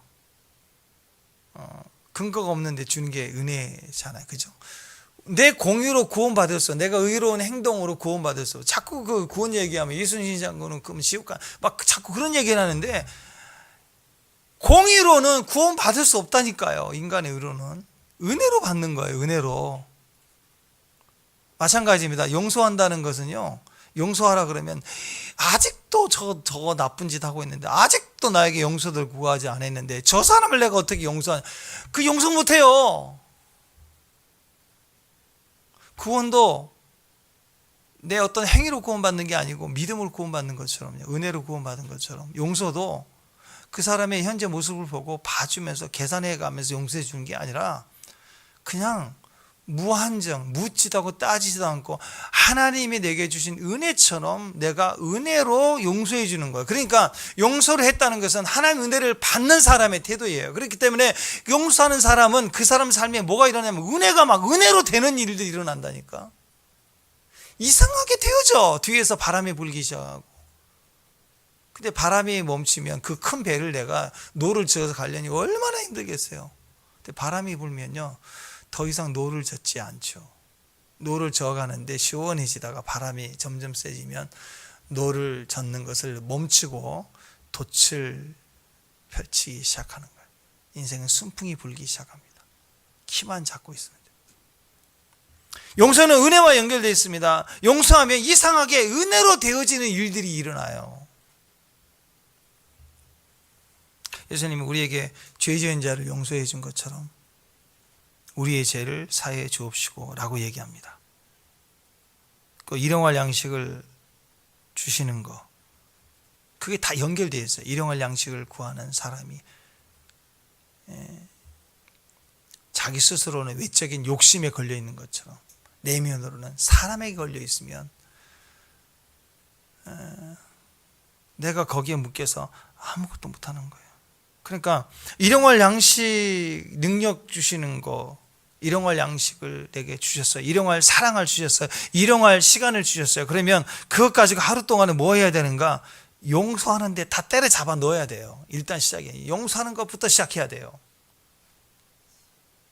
축복합니다. 그 다음 옷을 입고 나가 설치는 건 다음 얘기라고요.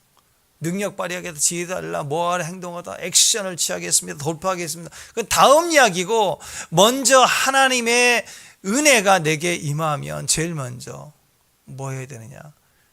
용서하는 일이에요. 용서하는데 다 때려잡아 넣어야 됩니다. 용서가 중요합니다. 성도는 죽는 날까지 밥 먹고 제일 먼저 하는 일이 용서하는 일이에요. 영성의 실력은 용서에 있어요. 얼마나 사람에 대해서 맷집이 있는가. 툭 치고 푹 일어나는 거. 부딪히면 물러났다가 다시 딱 아무렇지도 않게 쓸 수 있는 거. 그게 능력이 능력. 영성이라고요. 13절 보세요. 좀 이상한 이야기 나옵니다. 오늘 말씀 13절. 자 보세요. 자 시작. 여호와에 돌아오셔서 언제까지니까 주의 종들을 불쌍히 여기소서. 자 하나님의 백성이 하나님의 음성을 듣고 하나님께 돌아서야죠. 그죠?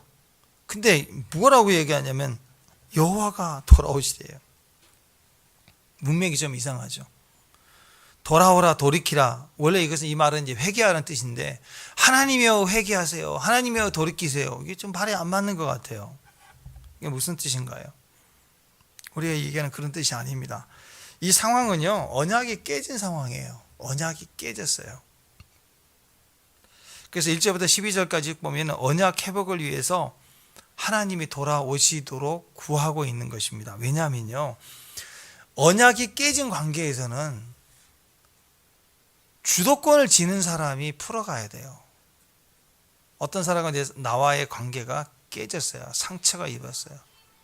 그러면 그 사람과 내가 화해가 일어나고 그 사람과 내가 용서가 되는 화해로 들어가기 위해서는 누가 시작해야 되냐면 주도권을 가진 사람만이 풀어갈 수 있고 풀어가야 그게 진짜예요. 자, 예를 들어서 어떤 부부가 있는데 남편이 바람을 피웠어요. 뭐 그런 일은 있어서도 안 되겠지만 예를 들어서요. 근데 남편이 바람을 피면 누가 약속을 깬 거예요? 남편이 깬 거죠. 그죠? 그리고 아내는 약속을 지킨 거예요. 그럼 나도 바람 필란다. 그럼 그건 그냥 콩가루 집안이지, 안 그래요? 근데 아내는 약속을 지켰는데 남편이 언약을 깼어요. 그래서 두 사람 관계가 어려워진 거예요.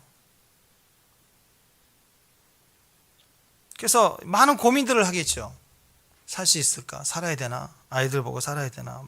근데 그 상황에서 일단 화해를 하자, 그런 마음으로 남편이 언약을 깬 남편이 와가지고, 야, 이제 그냥 없던 걸로 하고 우리 같이 시작하자, 다시 시작하자. 이게 돼요? 뻔뻔하지? 에? 망치로 머리를 쳐버려야지 그거. 아니 지가 말도 안 되는 행동을 해놓고 와서 쿨하게 이제 다시 시작하자고. 그게 말이 되냐고요. 그러니까 화해라고 하는 것은 가만히 보면 누가 화해를 할 수 있냐면 주도권을 가지고 있는 사람이 해야 돼요. 근데 주도권이라는 것은 주권입니다. 하나님이 내게 주신 사람만이 할 수 있어요. 주도권을 잃어버린 사람, 주권을 포기한 사람, 언약을 포기한 사람, 죄 지른 사람은 그 사람은 풀어갈 능력이 없는 거예요. 염치가 없고 안 되는 거예요. 그것은 공평하지 않아요. 하나님도 인정해 주지 않아요. 근데 그 상황에서 만약에 아내가 그런 언약을 지킨 자예요. 하나님 앞에 주권을 가진 자예요. 근데 그 아내가 고민을 하다가 용서해 주기로 하고 가정을 지키겠다. 나도 힘들지만 기도 가운데 하나님 그런 마음을 줬다. 내가 용서할 테니 다시 한번 시작하자. 이런 마음을 표현했다면 그때는 회복이 시작이 되는 게 맞습니다. 약속을 지킨 사람만이 다시 시작할 수 있는 거예요. 근데 하나님과 우리 관계 속에서 누가 언약을 깼어요? 우리가 깬 거죠. 하나님 언약을 깬 적이 없어요.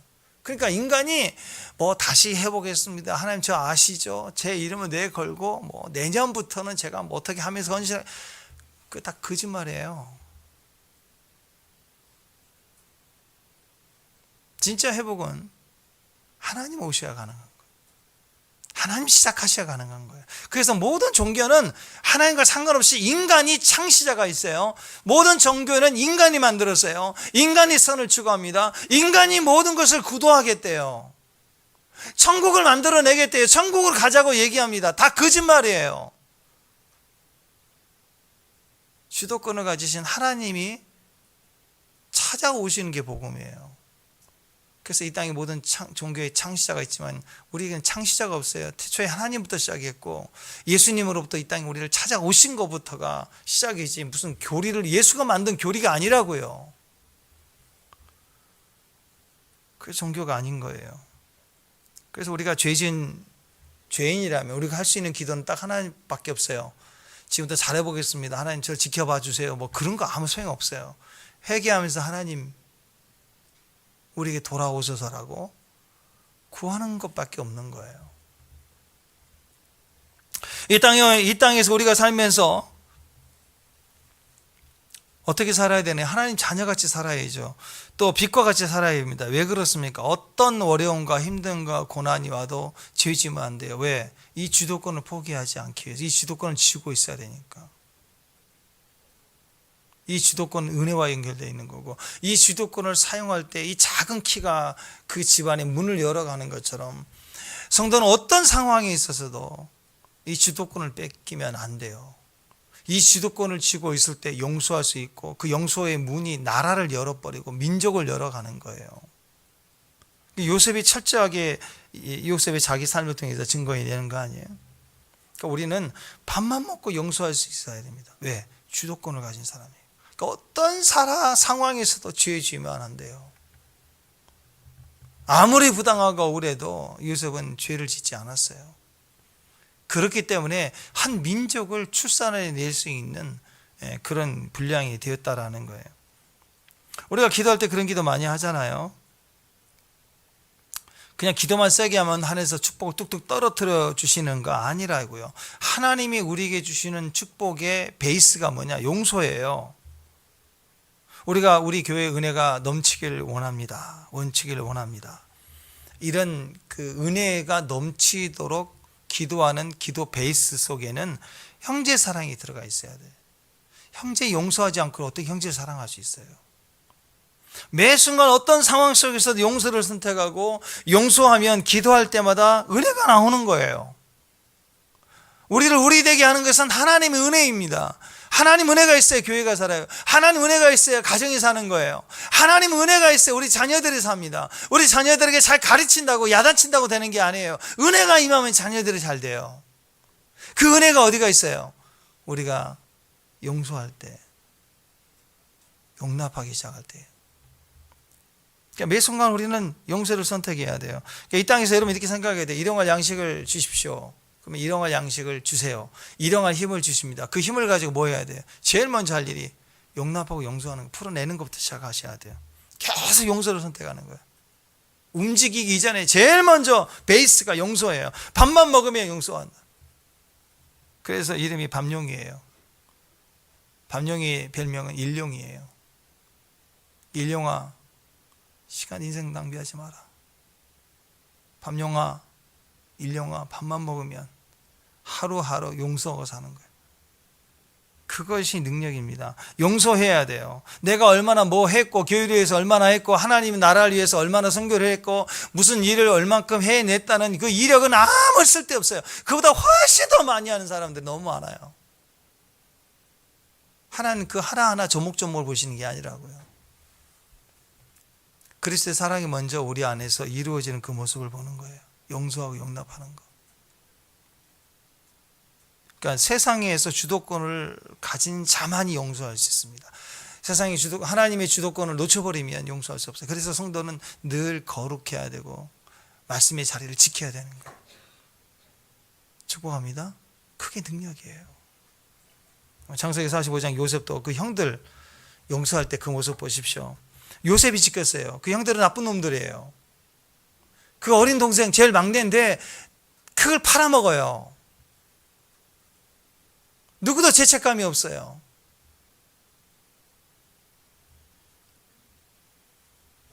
근데 그 형들은 나중에 요셉인 줄 알고, 요셉아 우리가 그때 미안했다. 우리 한번 남이 가 형제인데 한번 잘해보자. 용서가 됩니까? 용서가 안 돼요. 억울함을 당한 요셉이 왜 용서할 수 있었을까요? 억울함을 당한 요셉은 약속을 지킨 요셉, 평생에 하나님 약속을 지킨 요셉이었기 때문에 화해할 때 화해가 되는 거예요. 주도권을 가지니까 화해가 되잖아요. 그리고 하나님이 그 결과로 은혜를 줘요. 만약에 부당한 형들이 야 우리가 남이가 이제 과거 잊자, 야 술 한잔 먹고 끝내자. 근데 화가 나지만 좋은 게 좋은 거라고 넘어가 주지 하고 넘어갔다고 합시다. 그럴 수도 있겠죠. 근데 그렇게 되면요 하나님 은혜가 없어요. 이 안에서 깊은 곳에서 원래는 형제는 서로 사랑하는 거잖아요. 원래는 목숨 내놓고 사랑하는 거잖아요. 그 사랑의 그 자리까지 못 내려가는 거예요. 감정이 그냥 상황이 이러니까 넘어가자 대충 이런 걸로 끝내는 거예요. 거기는 은혜가 없어요.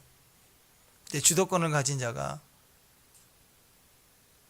풀어내기 시작하는 용서에는요 막 뜨거운 그 감정이 와요. 화해의 눈물이 있어요. 하나님이 인정해 주신 은혜가 거기 흘러가기 시작해요. 주도권입니다. 성도는 거룩해야 됩니다. 주도권을 잃어버리지 않게. 어떤 상황에서도 인생을 살다 보면 전혀 예상하지 못한 일들이 생기거든요. 전혀 이해되지 않고 계획도 안 됐고 이런 일은 있을 수 없는 일들이 이런저런 모양으로 다가옵니다.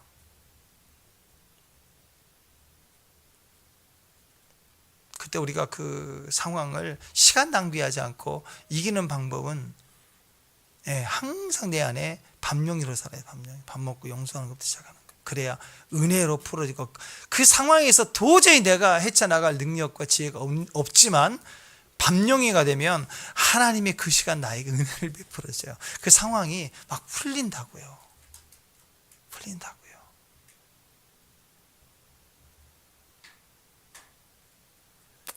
사실 용서하지 않는 마음이라는 것은 계속 묶여서 인생이 낭비되는 실제적인 암덩어리와 같은 겁니다.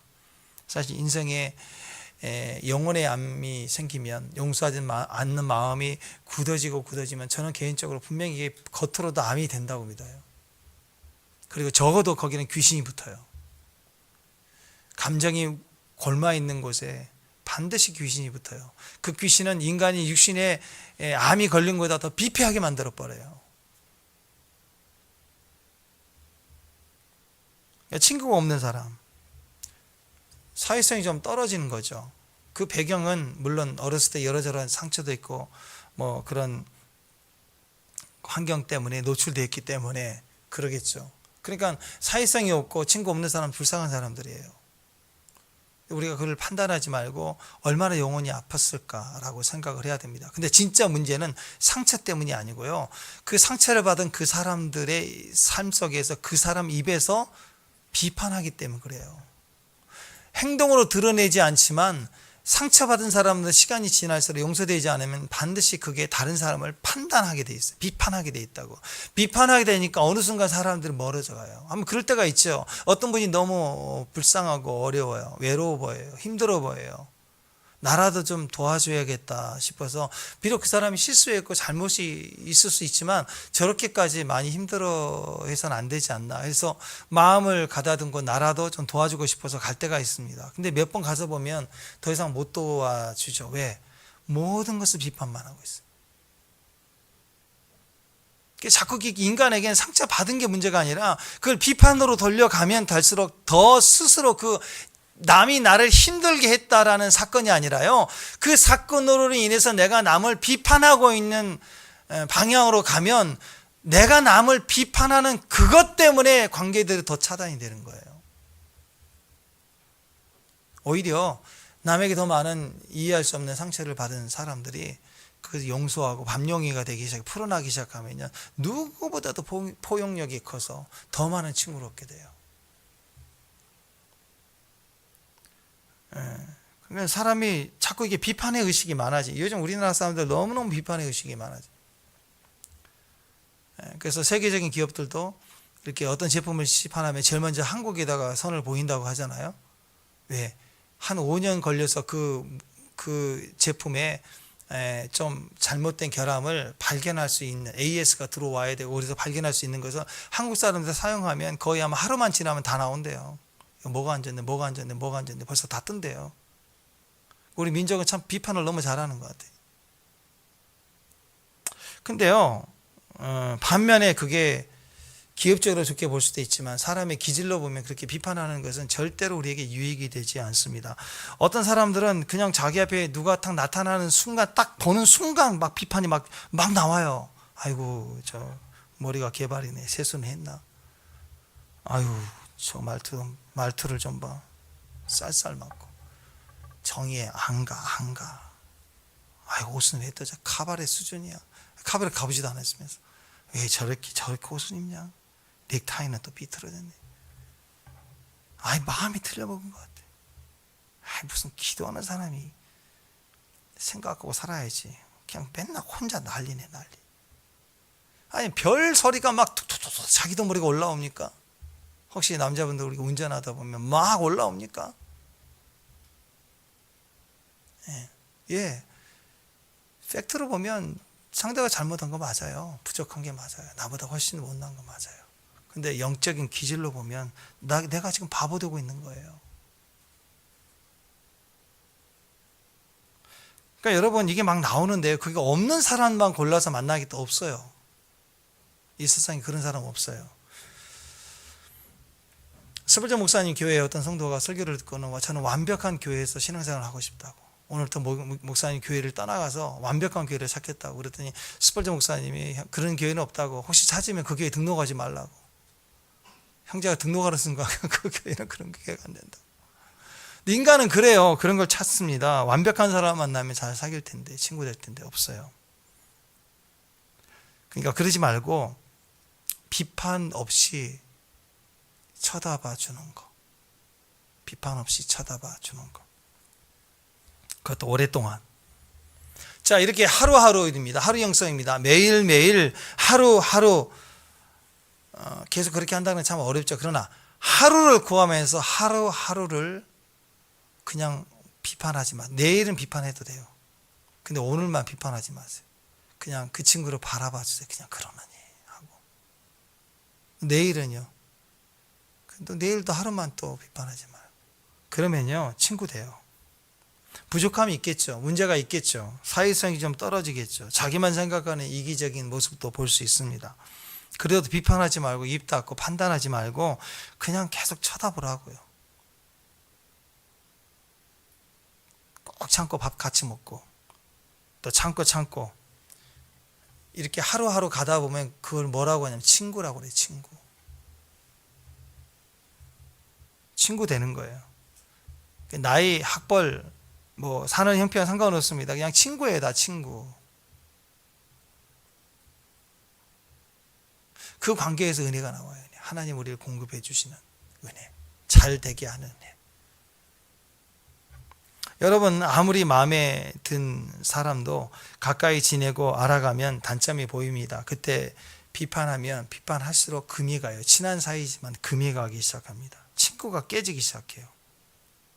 나중에는 나만 외로워요. 나는 항상 바른 소리를 하고, 나는 짚고 넘어가는 거야. 짚고 넘어가야 되는 성격이에요. 나는 한번 말하면 바로 똑바로 하는 사람 아니에요. 그러면 아무도 없어요. 비참한 노후가 될 가능성이 높습니다. 비판 없이 남을 쳐다보는 능력, 친구 되는 능력이에요. 이것을 꼭 외적인 사회의 친구만이 아니라 여러분, 남편도 아내도 친구가 돼야죠. 내 아들이지만 그 관계를 넘어서 친구 같은 아들 돼야죠. 그 마지막 때 강력한 교회, 요한계시록에 빌라델피아 교회 나오죠. 형제 사랑의 이름을 가졌습니다. 형제 사랑, 용서하는 거죠. 비판 없이 쳐다볼 수 있는 힘을 달라고 기도하는 거, 그거예요. 그러니까 궁극적으로는 하나님과 친구 되는 거예요. 예수님과 우리가 친구 되는 거 같은 공식입니다. 헌신되지 못하는 사람, 섬기지 못한 사람들은 항상 그 문제 상황에 걸려 있거든요.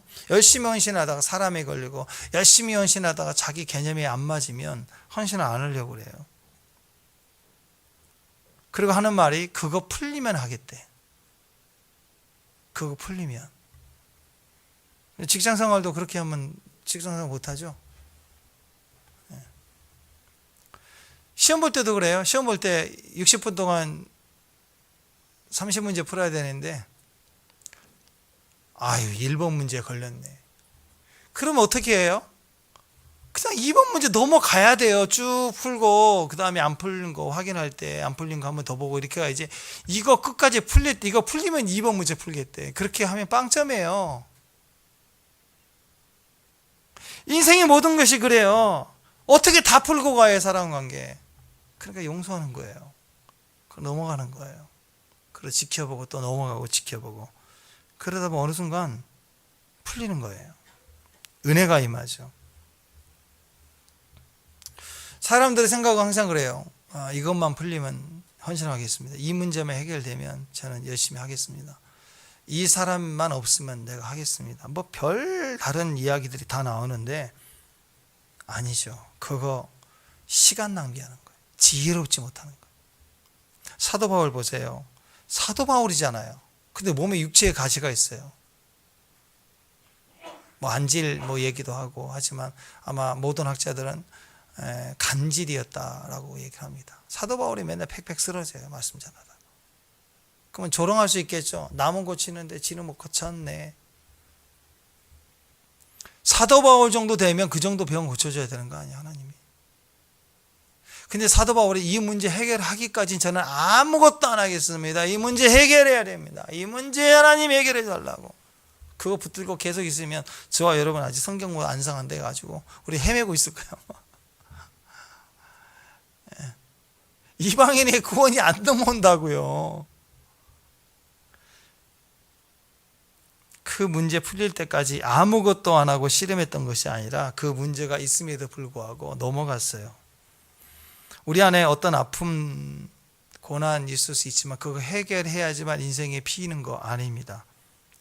문제가 있어도 안고 가는 거예요. 그 문제 가운데 기도하는 거예요. 그 문제 가운데 선교하는 거예요. 그 문제 가운데 희생하는 거예요. 섬기는 거예요. 근데 그 문제에 계속 매여 있고 끝까지 해보겠다고 하는 거, 그게 오히려 대단한 믿음 같아 보이지만 그건 미련한 것입니다. 하나님과 친구 되는 법, 친구하고 사람과 친구가 되는 법, 문제가 눈에 보여도 그 문제를 박살내려고 하지 말고 그 문제와 내가 이렇게 비판 없이 그냥 친구 되는 거예요. 이건 어려운 문제구나. 그리고 넘어가는 거예요.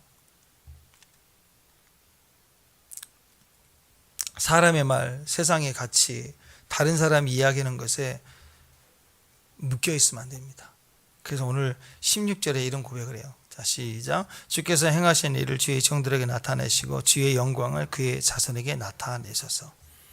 이 땅의 영광스러운 일은 하나님의 뜻을 받아들이고 내가 살 뿐만 아니라 내 자손도 다 사는 거예요.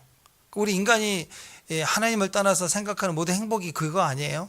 나도 잘 살고 우리 애들도 잘 살고 우리 기업이 튼튼하고 행복해지는 거, 다른 사람과 이웃과 같이 잘 화목하게 지내는 거.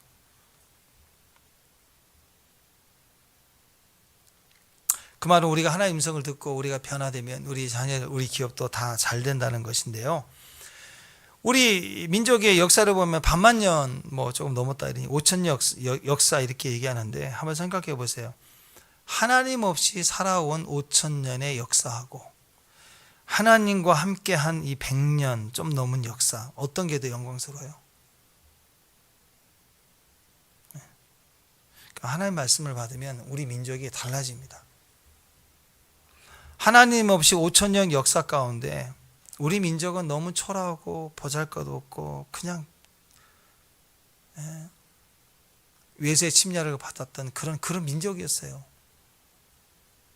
100년 전에 한국 사람 선교사님들이 한국에 왔을 때 그 사진들 보세요. 100년 전 뉴욕 사진을 보니까 100층짜리 빌딩이 있더라고요. 미니스커트를 입고 다니고. 그때 우리는 한복 입고 한강에 이고 와서 빨래하고 그럴 때예요. 집도 초가집. 선교사님들 편지를 보면 한국에 오는 다음 선교사, 후배 선교사들 위해서 써놓은 글들을 보면 이 나라는 이가 너무 많다. 그리고 지린내가 하수구가 안 돼가지고 지린내, 바람만 불면 여기저기 다 싸가지고요. 그냥 바람 불면 여름에 창문 전부 그또 마을에 지린내가 다. 그런 민족이 있어 우리가. 딱 하나 바퀴벌레만 없었지 뭐 그때는. 보르네오 가고 오기 전에. 그 외에는 한마디에 기대할 게 없는 그런 민족이었다고 우리가. 너무 못 살고 지저분하고 그 두 가지 선교사님들을 금지시켰죠. 도박하고 술. 서양 사람들은 일 끝나면 한 잔씩 먹는 술이 아니라 우리는 막걸리 통을 갖다 놓고 먹고 그 저녁에는 또 도박하고 미치듯이 하는 그 민족의 속성을 보고 이거 뜯어 고쳐야 되겠다라고 기도했던 내용이 아주 많이 나옵니다. 우리 안에 그런 기절도 아직 있어요. 그런 민족이 100년 가까이 되는 역사 가운데 지금 한국이 선진국이 되고 한류가 뒤엎고 세상이 한국을 따라가겠다고 난리 나는 그런 위치까지 왔어요. 저는 신앙이 들어왔고 빛이 들어왔다고 생각해요. 하나님 없이 평생 사는 것보다 지금부터 남은 인생이라도 시간 부족하다고 느낄 때 하나님과 함께 빛으로 사는 시간이 훨씬 더 강력한 열매가 있을 거라고 저는 믿습니다. 그래서 그런 의미에서 우리 교회가 소망이 있습니다. 하나님 제대로 섬기는 교회가 되는 거. 지금부터라도. 일용할 양식이면 충분한 영성, 하루 영성이 되는지 일용이 밥만 먹으면 영성하는 밤용이 그냥 그렇게 살면 돼요. 일용할 양식 거기에다 집중해서 원포인트예요. 오늘 그 일, 그 순간 넘어가게 오늘 하루 감당하게 해달라고 집중해서 기도하는 것으로도 충분히 100년이 바뀌고 1000년이 역사가 바뀔 수 있는 하나님의 종들이 될 줄로 저는 믿습니다. 상처에 묶여있지 마세요. 시간 낭비하지 마세요. 자기만 더 고통스러운 거예요. 당하면서도 주도권을 쥐고 왔잖아. 그죠? 지금까지 어렵지만 법을 어기지 않고 왔죠. 여러분 주도권 있는 사람이에요. 묶여서 종되지 말고 주도권을 가지고 풀어낼 수 있는 능력의 종들 되시길 바랍니다. 8살 때 한마디 들은 말 한마디, 중학교 때 겪었던 어떤 작은 사건 하나, 그냥 그 한 번 있었던 그 일이에요. 근데 지금까지 거기에 막 고통스럽게 울고 불고 감정 싸움 해야 되고, 거기에 현재 만나는 어떤 관계들과 결부시켜서 소설을 쓰면서 그렇게 살아야 되느냐고요. 생각보다 이렇게 묶여있는 사람은 되게 많습니다. 아무것도 아닌 일인데 그 스스로 낭비하는 거예요. 오늘부터 여러분의 과거를 사랑하십시오. 그냥 안고 가는 문제예요. 풀어내고 안고 가는 것, 그리고 일용할 양식을 구하고 오늘을 감당해 가는 것. 상처, 과거, 문제 해결, 외모 문제, 사람들의 시선 문제. 오늘 120년을 자기로 살아보고 도망자로 살아보고 하나님으로 40년 또 살아보고 120년을 살아본 그런 분명한 삶을 살아본 사람의 말을 통해서 우리에게 교훈하고 있습니다. 시간 낭비하지 말라. 그렇게 살지 말라. 오늘 2가지 말씀드렸습니다. 일용할 양식이면 됩니다. 그리고 마음에 묶여있지 마세요. 그 지혜를 가지고 오늘도 펄펄 날아다니는 저와 여러분 되시길 바랍니다. 잠깐 우리 말씀을 생각하면서 기도 좀 잠깐 했으면 좋겠습니다. 하나님은요, 오늘 모세 인생 전체를 통해서 우리에게 주시는 그 마음의 의미는 우리를 축복하시는 거예요. 아멘? 용서하라. 우리를 축복해 주고 싶었어요. 우리가 축복이기 때문에. 네. 자, 자리에서 좀 일어나시고 십자가를 딱 바라보세요. 그리고 여러분을 가장 사랑하고 축복해 줘야 될 사람은 여러분 자신이에요. 자기 마음의 손을 이렇게 두시고 오늘 이 시간에는 잠깐이지만 이 기도를 할 때 내가 내 자신을 좀 축복해 주세요. 내가 과거의 시간들을 축복해 주세요. 더 이상 묶여 있으라고 하지 마세요. 그리고 내 자신을 그리스도의 이름으로 용납하세요. 축복하세요. 아멘. 여러분의 입을 통해서 직접적으로 내 자신을 축복하십시오. 아멘. 하나님은 오늘 우리에게 복 주시기를 원합니다. 날마다 새롭게 태어나라고, 그리고 일용할 양식이면 된다고, 불안하지 말라고, 내가 너와 함께 한다고, 지금 내가 너와 함께 하니까 너는 될 거라고, 너무 간단하다고, 용서하라고, 풀어내라고, 충분히 한다고요. 아멘. 개인적으로 여러분 입으로 지금 잠깐 기도하십시다. 축복하소서.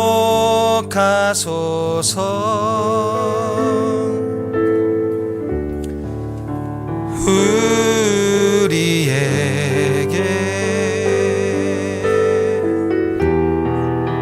날마다 새롭게 태어나도록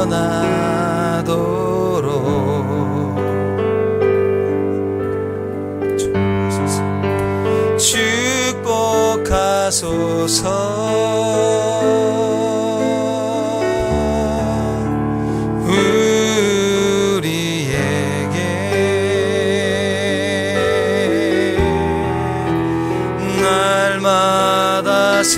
새롭게 태어나도록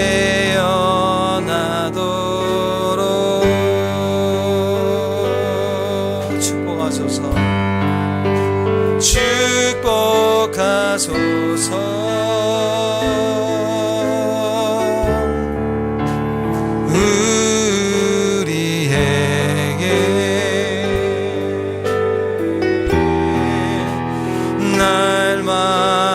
새롭게 태어나도록 한 번 더 축복하소서. 축복하소서.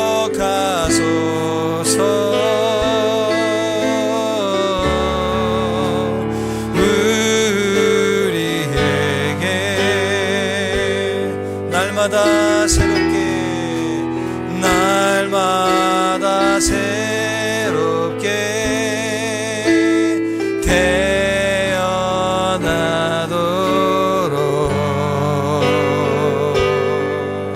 축복하소서 축복하소서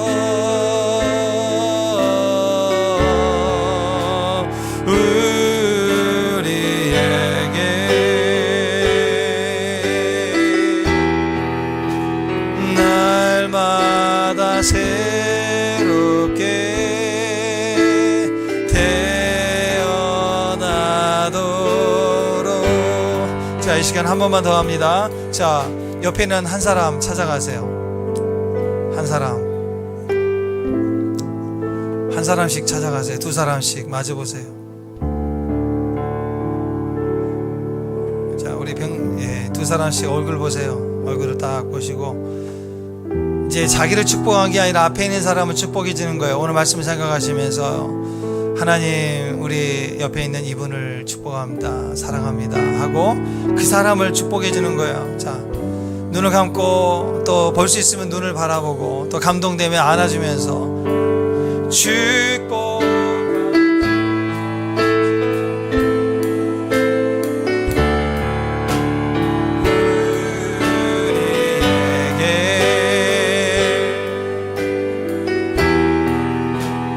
날마다 새롭게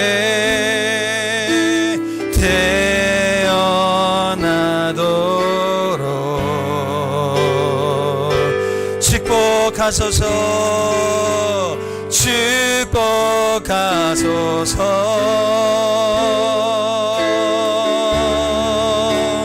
우리에게. 병장의 형제 손잡고 옆에. 날마다 새롭게 태어나도록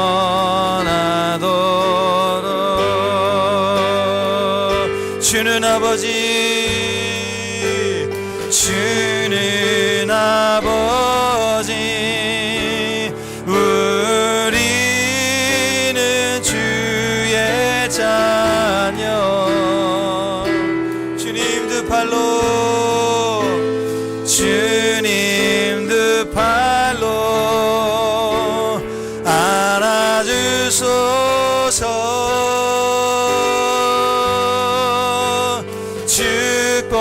축복하소서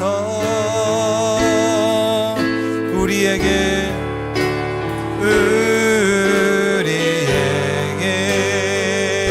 날마다 새롭게 날마다 새롭게 태어나도록. 기도합니다. 하나님을 믿는 오늘 믿음의 종들로 오늘 하루가 합당한 은혜와 힘과 지혜를 오늘 우리가 감당할 수 있는 오늘 하루에 일용할 은혜와 힘과 지혜를 주옵소서. 우리 일용할 양식으로도 우리가 얼마든지 암을 이기고 재난도 이기고 또 재정의 문제도 능히 이길 수 있는 능력이 있음을 믿습니다. 오늘 주의 종들에게 복을 주시고 오늘 시간에 그 놀라운 지혜를 얻게 하여 주옵소서. 오늘 주의 약속하심을 따라 해가는 주의 종들로 오늘 우리에게 역사해 주시고 나타나 주셔서 오늘 주의 영광을 보는 우리 기업들, 우리 가정들,